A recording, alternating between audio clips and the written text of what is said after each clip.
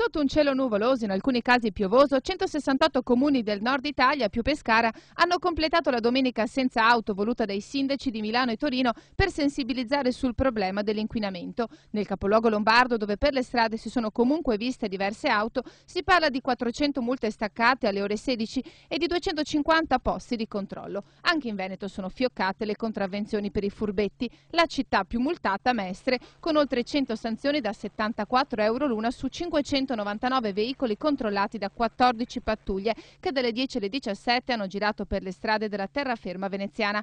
Quella più virtuosa a sorpresa Padova, solo 6 multe staccate. A Vicenza le sanzioni sono state 33 a fronte di oltre 480 controlli, mentre Treviso ne ha staccate solo una quindicina tra zona Fiera e Piazza della Vittoria. Grande assente Verona, che però aveva chiuso le strade al traffico domenica 21 febbraio in occasione della tradizionale maratona.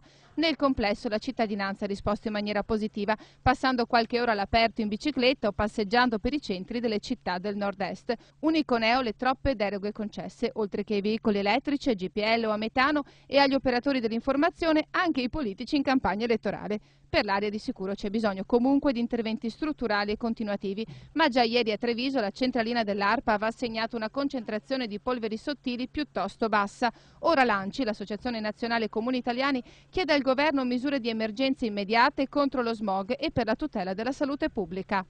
Ed è altrettanto evidente che un soggetto già ammalato di malattie respiratorie, ma anche di malattie cardiache o cardiovascolari, di fronte a un progressivo peggioramento della concentrazione di inquinanti e quindi della qualità dell'aria, possa subire da questo un peggioramento della sua patologia di fondo. Ma è altrettanto vero che se non faremo qualcosa, il peggioramento e la persistenza di questo inquinamento sarà esso stesso causa di sviluppo di malattie respiratorie.